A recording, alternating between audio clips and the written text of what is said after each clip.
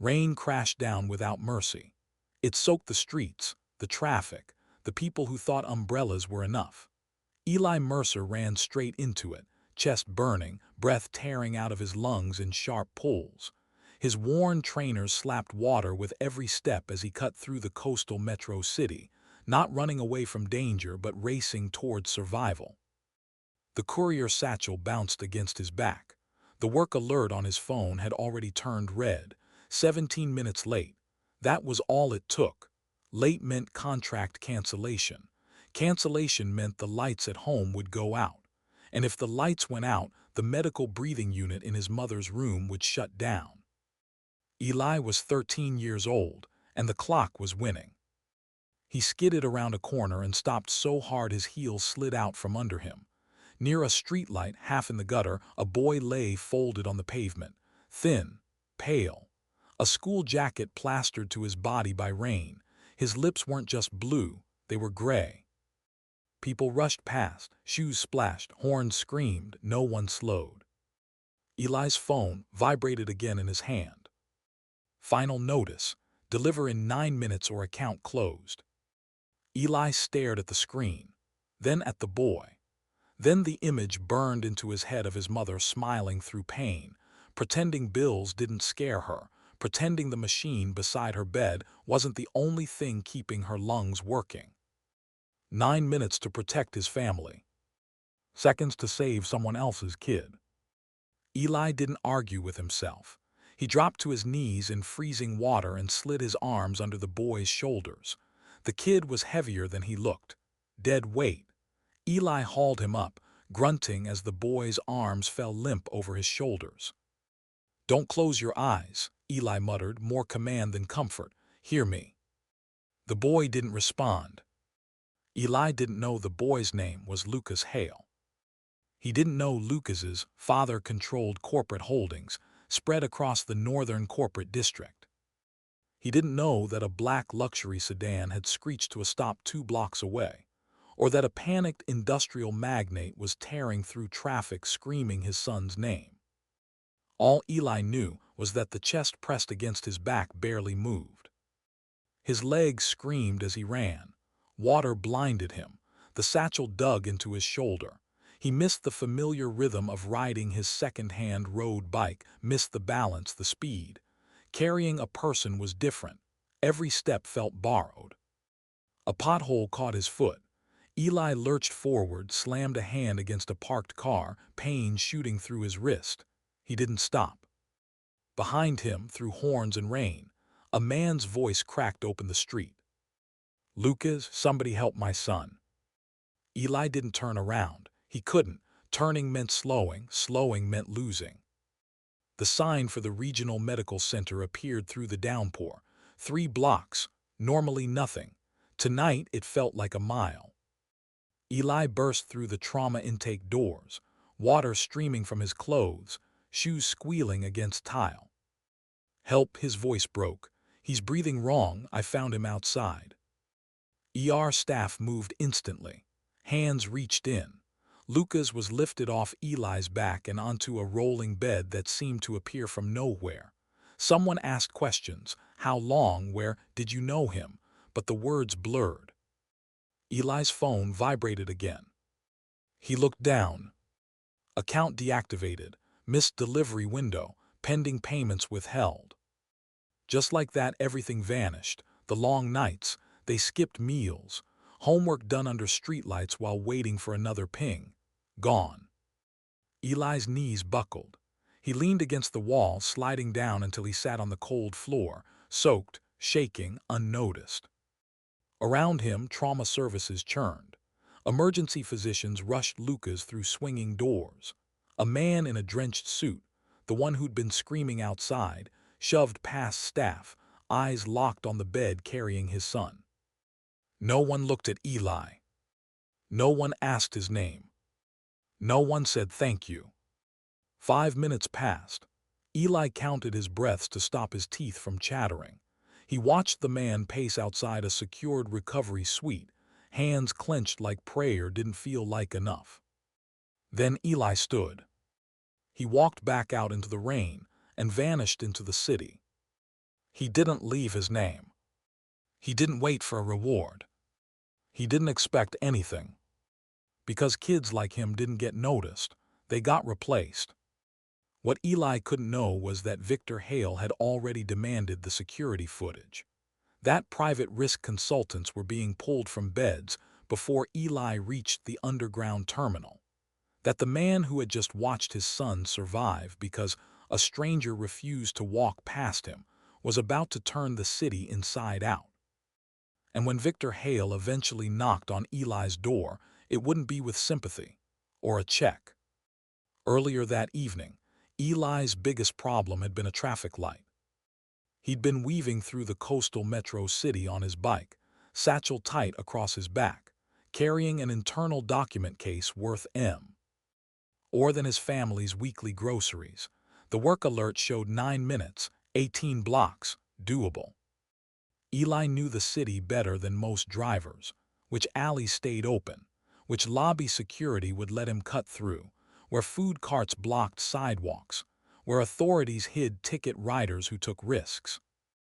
That's why MetroRush Logistics gave him the impossible routes, the ones with a $3 incentive if you made the window and nothing if you didn't. $3. Medication money. Electricity money. Breathing money. The light turned red. Eli slowed. He calculated the risk. Run it, save seconds, or wait and risk the bonus. He waited. Last month, a kid from his building had been hit doing the same job. Broken leg, no insurance, debt that would follow him for years. Eli needed to stay functional. His mother needed him upright. The light turned green. He pushed off hard, weaving past a stroller, past a vendor pulling down his tarp as the sky cracked open. Rain slammed down like a wall, not a drizzle, a flood. His brakes slipped, his vision blurred. Then he saw Lucas. Everything after that collapsed into one choice. By the time Eli reached the municipal housing block, the rain had softened to a drizzle. He didn't have fare for transit. He'd spent his last cash on a sandwich he'd split with his mother that morning. He walked all the way home. The building rose gray and tired against the sky. He took the stairs. Elevators had been dead for months. 4th floor, Unit 3B. That's when he saw the paper. Bright official, taped dead center on the door. Final housing warning. 48 hours to vacate. Eli stood there, water dripping onto the hallway floor. He read it twice, then again. The words didn't soften. Inside, the apartment was dark except for the glow of the medical breathing unit in the bedroom. His mother slept, chest rising in steady rhythm. Good, she didn't need this yet. Eli changed into dry clothes and sat at the kitchen table. Bills covered the surface. Utility notices, medical statements, denials, threats, all stacked like they belonged to him. His father had left years ago. His sister was gone. His grandmother's old religious charm still hung by the door, the last thing she'd left behind. It was just Eli now. He opened job apps, scrolled, closed them. Everything required age, paperwork, availability he didn't have. The system wasn't built for kids like him. Eli put his head down on the table and let himself cry, exactly 1 minute. Then he wiped his face and grabbed a pen. Things to sell. Things to do. Lines he would not cross. Stealing wasn't one of them. Across the city, in a secured recovery suite that cost more per night than Eli's monthly rent, Victor Hale replayed grainy footage again and again. A boy, soaked, carrying Lucas through trauma intake, sitting on the floor afterward, shaking, checking his phone, something collapsing behind his eyes. Victor Hale understood power, he understood ambition, but sacrifice like that, from a kid who had nothing. That didn't fit any system he knew. Dad. Victor was at the bedside instantly. Lucas's eyes opened slowly, confused, then focused. There was a boy, Lucas whispered. He didn't walk past me. Victor Hale closed his hand into a fist. And somewhere in the city, Eli Mercer folded a housing warning into his pocket and prepared to fight again, unaware that someone with unlimited reach had just decided he would not be allowed to disappear. The search was about to begin. Lucas's eyes fluttered open under the soft hum of machines. The room smelled sharp and clean, nothing like rain or pavement. For a moment, confusion clouded his face. Then his gaze found his father. "Do you remember the street?" Victor Hale asked quietly, leaning closer, careful not to spook him. Lucas frowned, searching through the fog. "I was coming back from music class," he said slowly. "It started raining hard. I felt dizzy." His voice trailed off. Then his eyes lifted. "There was a boy." Victor stiffened. "Tell me." "He picked me up," Lucas said, almost surprised by the memory. He looked scared, but he kept saying, "Don't close your eyes," like he meant it. Lucas swallowed. "Where is he? Is he okay?" Victor didn't lie. "He left before we could get his name, but we're going to find him." Lucas tried to sit up, winced, then relaxed back against the pillows. "He carried me, in the rain." His voice cracked. "No one else even looked." Victor placed a steady hand on his son's shoulder. "I promise you," he said, voice low and firm, "I will find him." Within an hour, the search began, not through authorities, not through paperwork. Victor Hale didn't wait for permission. He never had. Private risk consultants filled a conference room inside the medical facility. Screens lit up with maps and live feeds.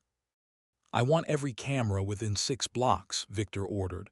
"Traffic, buildings, terminals, everything." A corporate security officer nodded.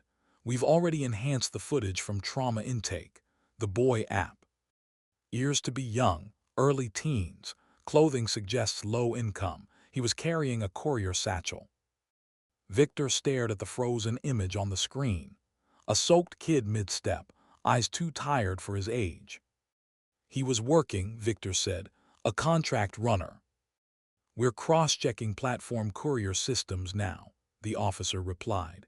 "If we identify the satchel, we may trace his work logs." "Do it," Victor said, "and prepare transport. The moment we have an address, I'm moving." 4 miles away, Eli Mercer stood inside a pawn shop that smelled like old metal and regret. Glass cases held other people's endings, rings, watches, instruments that once meant something.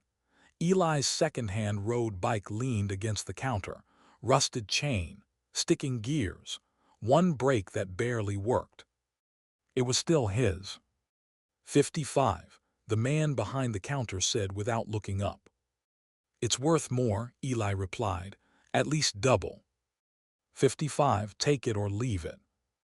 Eli thought about the $70 medication his mother needed before the week was over. 55 wouldn't cover it. 60, he tried. The man shook his head. Eli took the cash. He walked out with the bills crushed in his fist, past the neighborhood dispensary without slowing. The medicine would have to wait. Maybe the hardware store would need loaders tomorrow. Cash jobs, no questions, maybe. At the municipal housing block, the housing violation letter was still taped to the door. Eli peeled it off carefully, folded it, and slid it into his pocket. Inside, his mother was awake, sitting by the window, respiratory support tubing in place. She smiled when she saw him. "There's my man," she said softly. "You got caught in that storm. They said on the news it was the worst storm in a decade."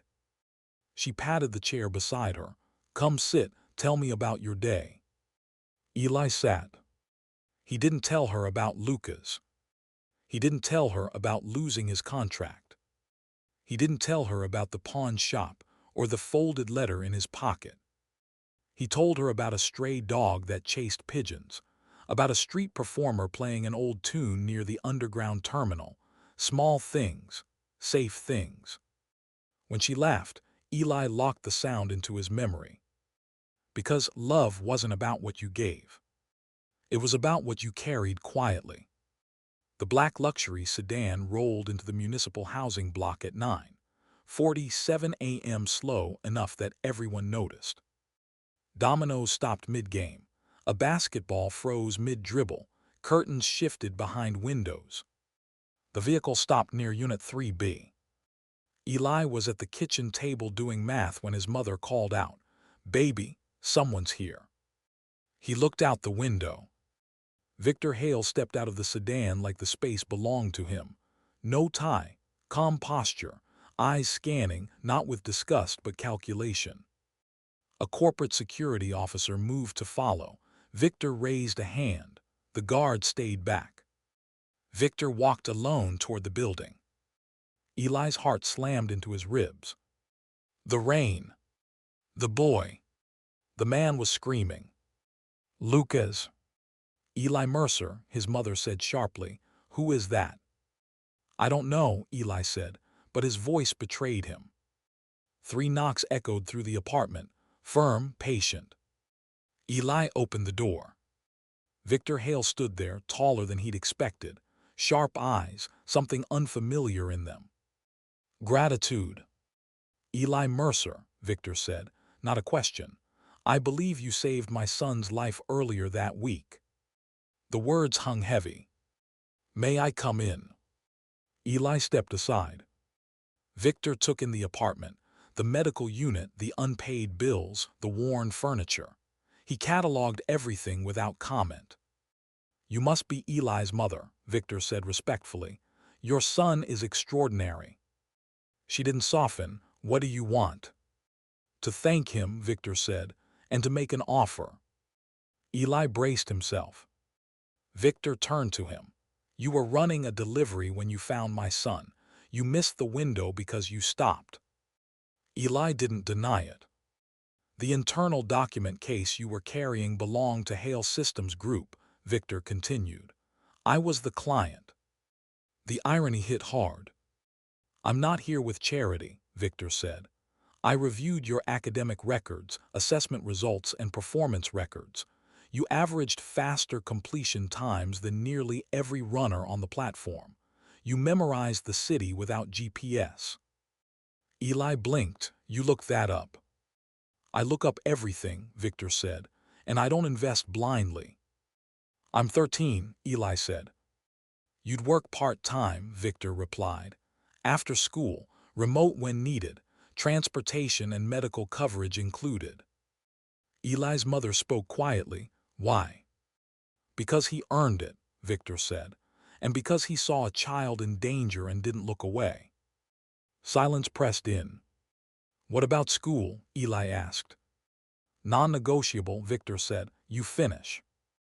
Eli looked at his mother. Tears ran silently down her face. "When do I start?" Eli asked. Victor smiled once. "Soon." 2 days later, the Hale Systems Group headquarters rose like a wall of glass in the northern corporate district. Eli sat in the sedan, borrowed F. Ormal wear tight at the shoulders, staring up. The lobby swallowed him whole, polished floors, cold stares, controlled smiles. "Junior onboarding is on the operations floor," the receptionist said. The elevator ride felt endless. The room buzzed with confidence. Junior associates clustered in suits that fit. A tall boy stepped forward, smirk ready. "Logan Pierce," he said, "and you must be the miracle kid." Laughter flickered. Logan gestured toward a cart stacked with internal deliveries. "Start there." Eli looked at the cart, then back at Logan. "Where do I begin?" Eli asked. Logan's smile faltered. Eli pushed the cart forward. He didn't know it yet, but every step he took was a calculation. And someone was already watching. By the 4th day, the pattern was clear. Logan Pierce always had something to say. A comment dropped just loud enough to sting. A look meant to remind Eli Mercer where he stood. The junior associates followed Logan's lead, not openly cruel worse. They stopped seeing Eli at all. Eli ate lunch in the stairwells now. The cafeteria felt like hostile ground, glass walls, polished tables, conversations that stopped when he walked in. But invisibility had its advantages. Every day, Eli watched. He memorized movement. He tracked delays the way some kids tracked scores. He noticed how a single internal document case could vanish for hours just because it changed hands at the wrong time. The problem wasn't limited to the operations floor. The whole building was broken. Eli started carrying a grid-lined planner in his pocket. During deliveries, he marked routes. During breaks, he timed transfers. He followed documents from floor to floor, counted steps, counted minutes, counted mistakes. The numbers didn't make sense at first, then they did. Hale Systems Group wasn't losing money to fraud, or theft, or bad deals. It was bleeding cash through bad systems. Documents that took days to move between departments. Files reordered because they were misplaced. Signatures were delayed because no one knew where anything actually was. Eli recalculated, then recalculated again. The loss hovered around 15%. On a company this size, that meant disaster hiding in plain sight. Logan cornered him near the elevators on the 5th morning.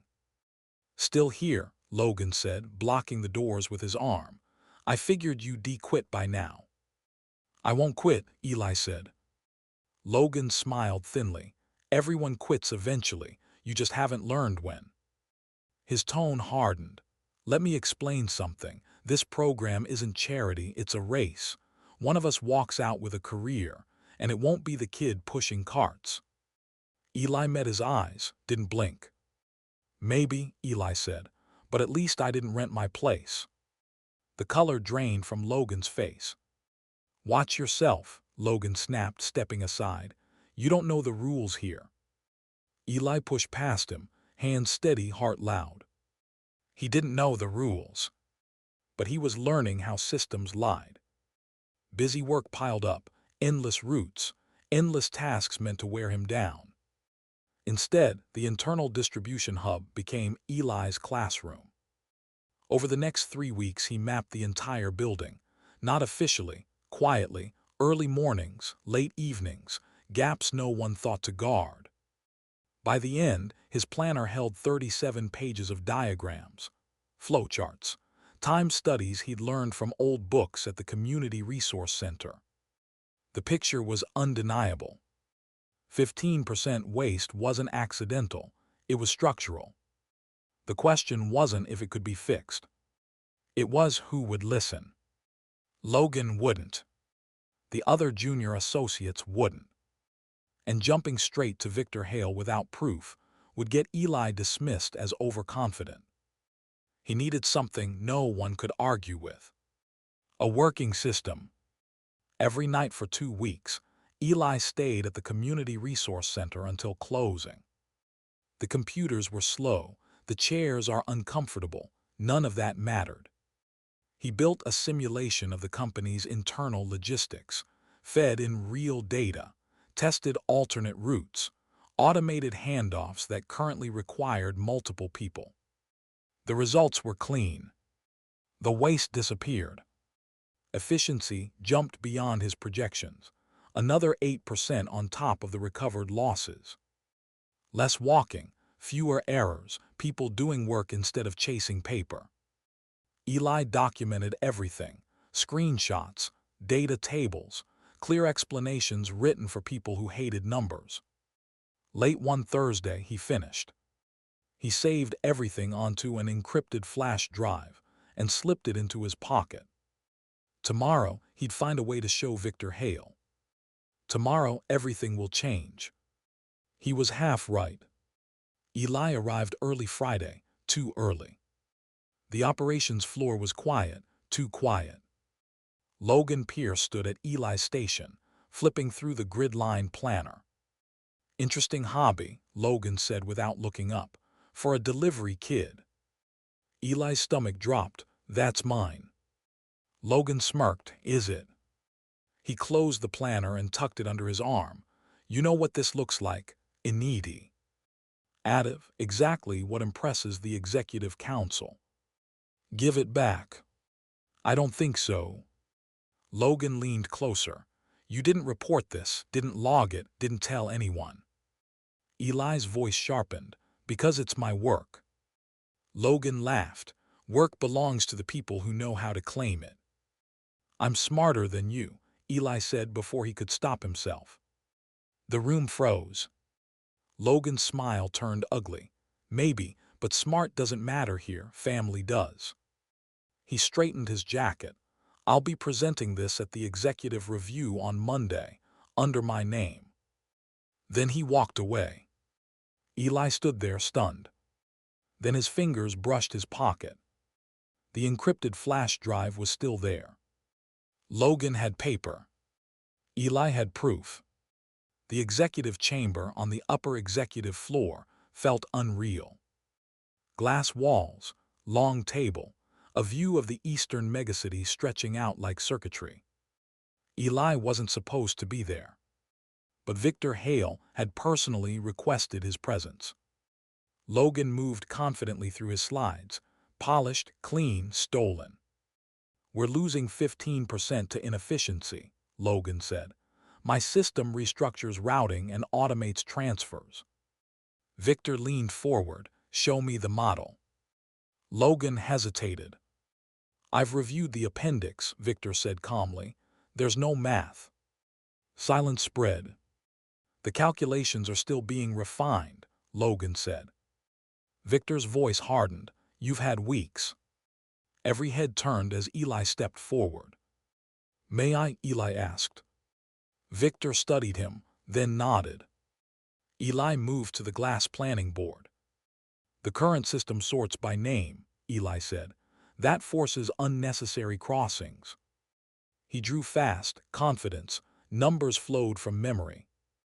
My system reorganizes by location and human behavior. It reduces transit by 31% and removes the elevator bottleneck. He turned to face them. The real problem isn't math, it's people. Victor raised an eyebrow. Systems fail when they ignore human habits, Eli continued. I built one that works with them. Silence. Victor turned to Logan. Where did you get this? Logan couldn't answer. You assumed no one would believe him, Victor said coldly. Security, he added. Escort Mr. Pierce out. Then Victor looked back at Eli. Stay.